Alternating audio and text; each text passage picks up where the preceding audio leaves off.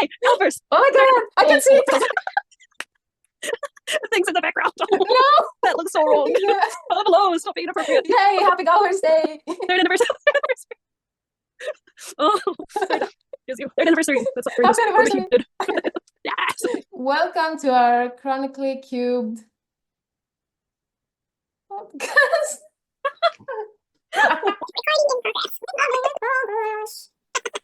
So, how are you doing today? I'm doing good. I'm doing good. I went to work and then I'm on this podcast. It's 10 p.m. here, or just past. So let's go. How about you? No.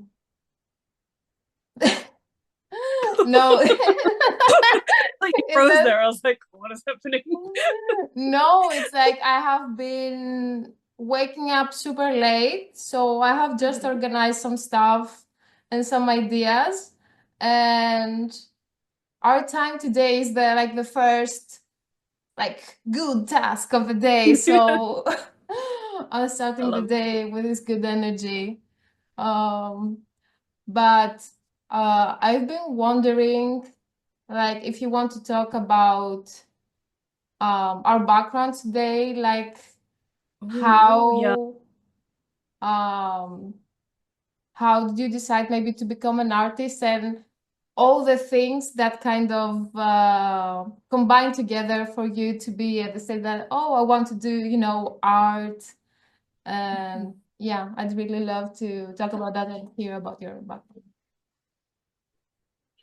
Okay, well, I can go first. I guess, how did I want to become an artist? That's like a really interesting way to think of it. I don't think any artist really, really, truly thinks about it that much unless they've been like asked the question. And this is probably one of the first times I've been asked, which is crazy. But I guess taking it all the way back to my roots, it's probably when I was around 15 or 16. I was already into arts. I knew I wanted to do something that was very like creative. But at the time I was very unsure. So I was doing, everything under the sun, from like performing to creating art to doing like all these different things. But it was probably when I was 16 when for the first time I created something from scratch using a sewing machine. And I was like, oh my God, this is it. Really? And wow. Yeah. You were so young. I think it's very complicated, right?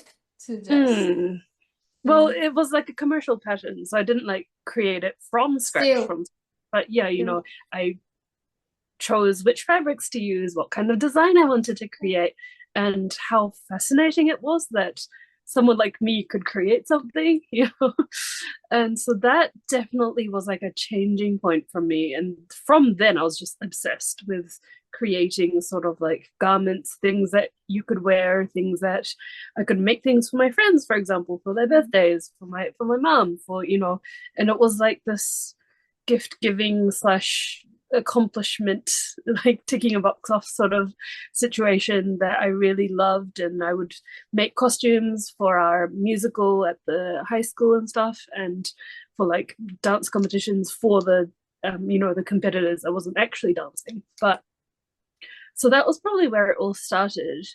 And I basically, long story short, decided to, so that was still in New Zealand. So I was born and raised in New Zealand, and I decided I wanted to move to Japan to go to fashion school. I had tried to go to university in New Zealand, but it didn't really work out for me. So I moved here, so to Japan, went to fashion school, and I worked in the musical theatre industry for 7 years after that. So that's kind of my sort of professional career starting off, kicking off. So I basically was sort of creating costumes, mending them, altering them, dressing people, that sort of thing, and also doing a little bit of design as well. So it was like a whole lot of, well, it's sort of like seeing the whole entire musical theatre industry from the inside was basically what I was doing. But then from there, I started researching like different ways of like newer ways or more sort of like ethical ways of creating fashion, because we would go through prototype after prototype of creating designs. And one of the biggest hurdles that we had was the designers would have, I'm sure you've seen it in like the fashion industry and stuff as well, but people would sort of do these artistic drawings, and the creators, the technicians, will have to interpret that into something that is functional, as a wearable piece. But that translation and that sort of communication is probably the most inefficient, both in the fashion industry, but also in the sort of entertainment arts industry as well. So I started researching things that could sort of help in that miscommunication. And that's how I found out digital fashion. And I was like, hang on, this is actually a lot more exciting, a lot more fun than musical theatre, which is a little bit weird, I know, but it was my turning point, more second, I guess, turning point of being obsessed. And I started learning, self-teaching myself digital fashion and 3D from there. So that's kind of my journey and how I got to where I am today. That's so fascinating, honestly. Especially like the musical theater field.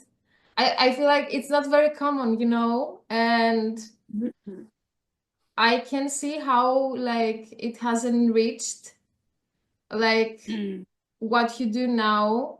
Like I think since you come from that background, you have, I think, fantasy and creativity has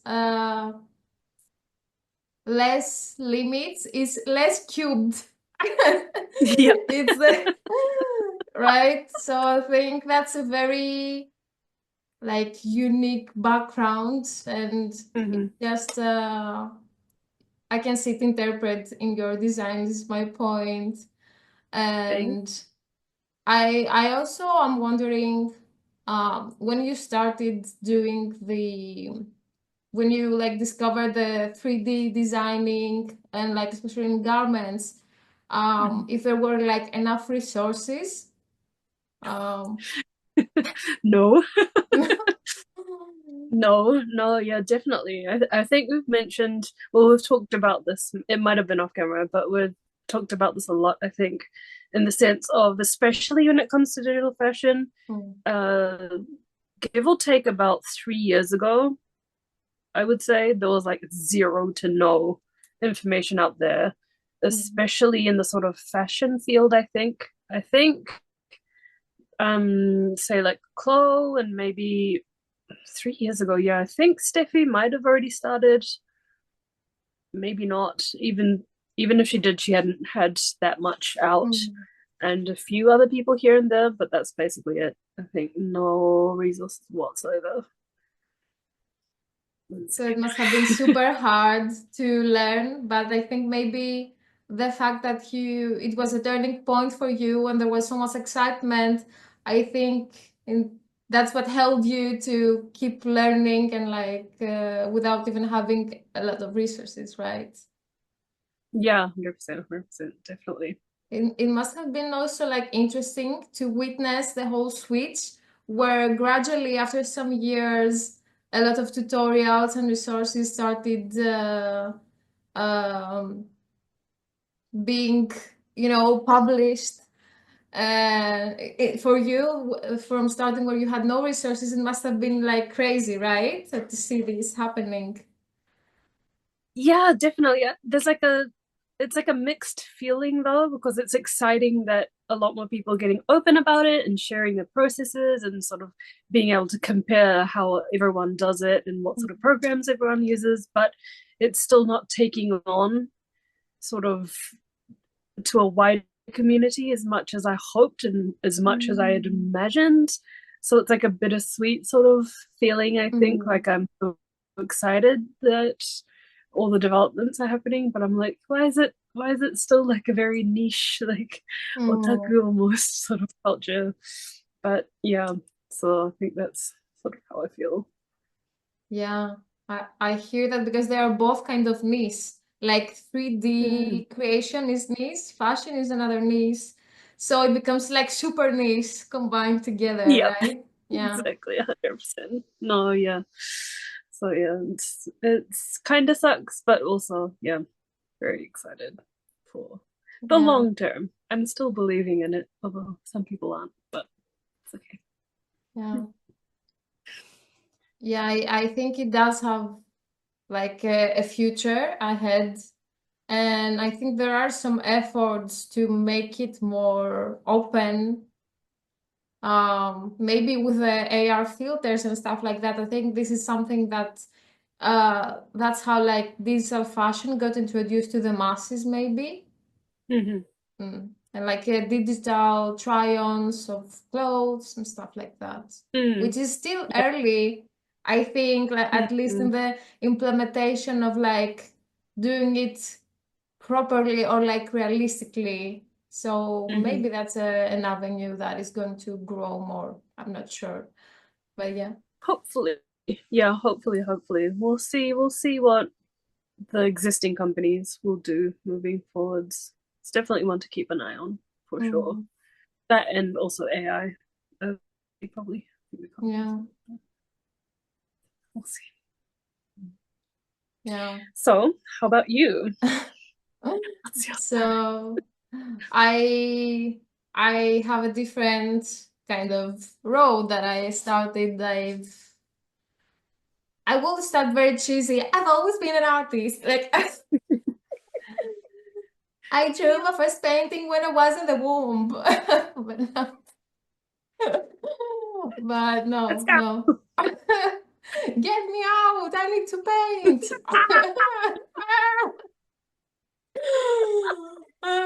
But no, I think I was always drawing. Like I can remember like the cheesy, but yeah.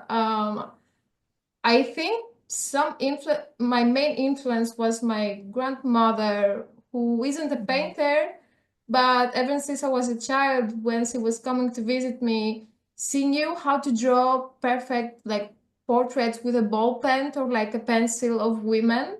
And I'm like, how do you even do this? Like, she is the only thing she's doing, but she's doing it randomly, right? And I never realized that until recently, but I've always also been like always painting people or like drawing people. So I think she definitely influenced me.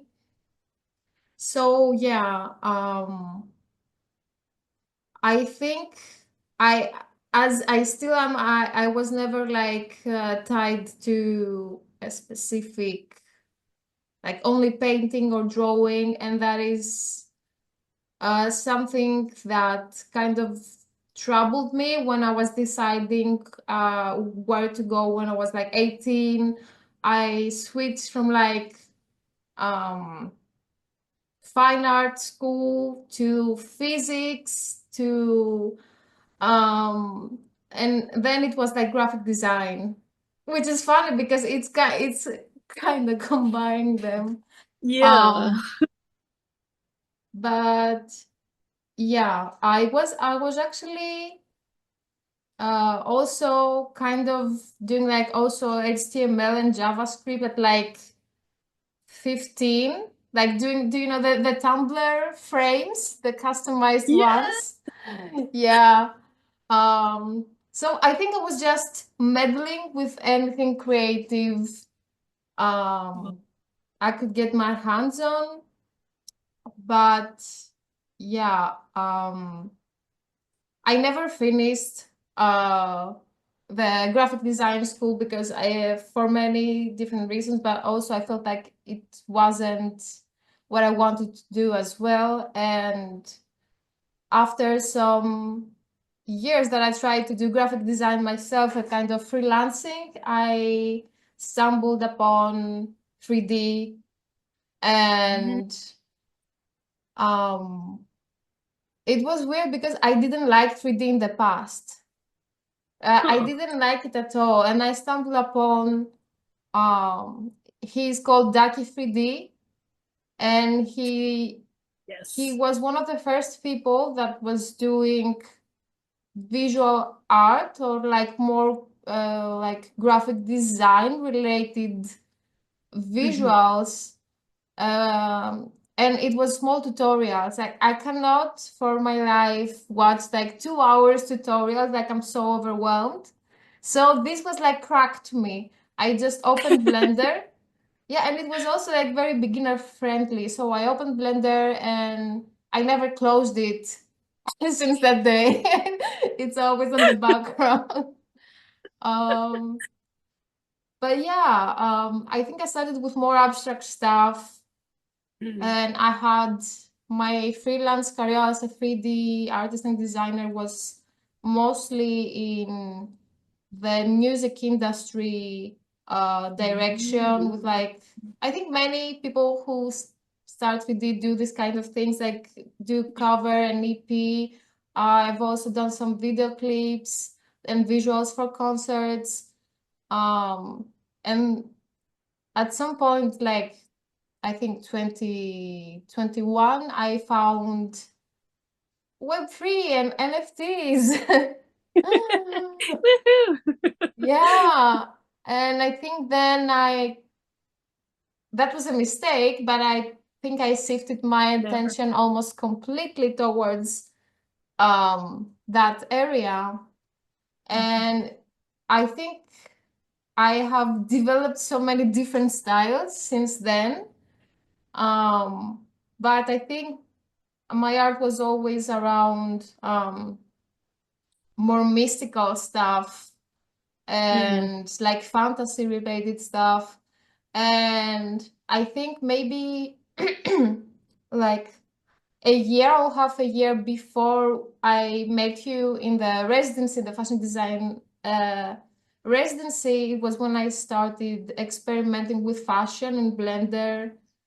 But before that, I was like, I never experimented with that. I always had like, I was also my grandmother was a sewer, as was sewing. Okay. Yeah, Oh. so I had some knowledge or like influences, and I always wanted to like make my own clothes as well, since I was little. But I think I was too afraid of messing up because it's like real stuff, I don't want to mess up fabrics and stuff like that. So um I didn't realize it then, but when I started doing like digital fashion and learning more stuff, I saw like my interests like kind of merging.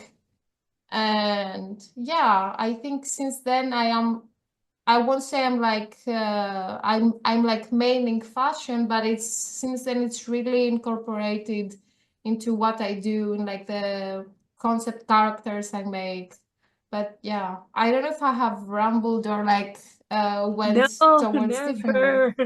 No, it's super interesting. I think it's really like inspirational to hear how you got to where you are. Like we are in such similar positions in the sense of, what we like and what we enjoy doing, and Yeah, both like professionally and also personally as well. But how different our backgrounds yeah, are and how we got to where we are like polar opposites. Yes, we both liked exactly. art, but nothing was in common until maybe like Mm, a few years ago, which is like yeah, yeah. really weird. But yeah, I think you mentioned that you hated Blend or you didn't like Blender until you just started doing it. Why? Like, I'm just so Um, intrigued. yeah, it wasn't just Blender, it was just 3D in general. True, true. Um, Yeah. I'm not exactly sure. Maybe it was the technical aspect of it. Maybe I was too Mm-hmm. fine art purist, which is Uh, insane because I was all over the place and what I was doing as well. It's not like I was a fine artist. Um, Fine artist, that's okay. no, no, But it's yeah, true. I think um I think maybe I had like a limiting belief around technical stuff and maths and stuff like that, and I thought that I wouldn't be able to do it. I think maybe that was the main point that I couldn't see then. But it was also the resources that existed then. Like 3D wasn't something appealing back then. It was more technical. it was more commercial. It wasn't art focused. And I think Ducky 3D just Mm. showed me another world of possibilities of what 3D is, like redefined what I thought 3D was and what can one do with it. So I think it Mm. just completely shifted my mindset around that. Wow, that's super interesting. Because yeah, it's definitely I personally saw it more, I was more surprised by how technical it was when I first started playing around with 3D.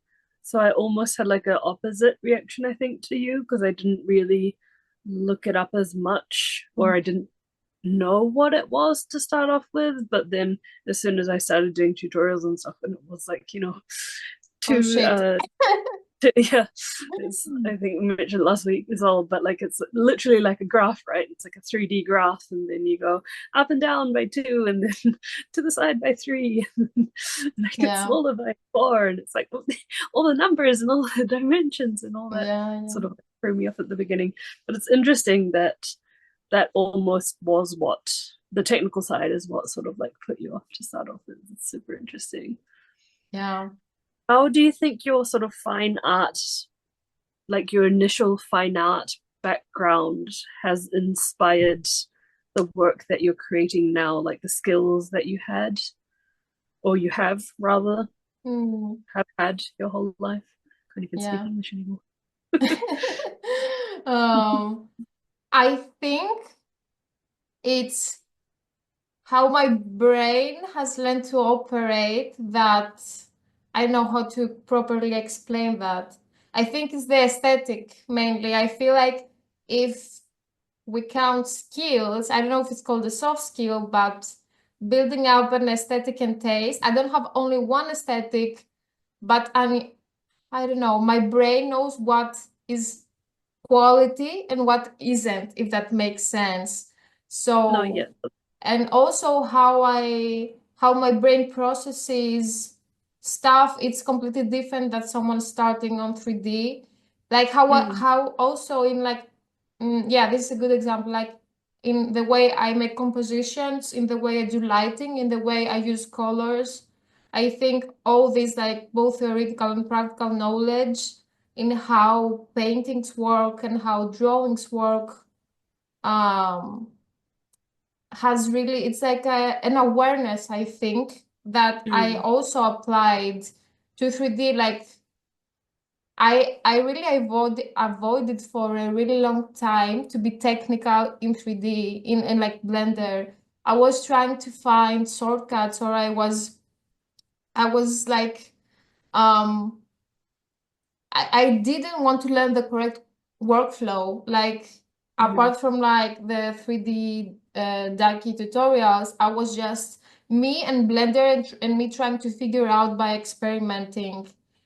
Yeah. Um, yeah, and I think that's how it has influenced me in a negative way as well with what I said now, but in a positive Oh, way, it's easier to be like it's very similar to cinematography, which I also had mm, some experience with photography and compositions and the technical stuff as well. So I think all these things they're like channeled into three-dimensional digital space and expressed in a different way, but the same awareness and skills mm. um, are used, and I think it would be like a completely different result if I didn't have this background, is my point, I think.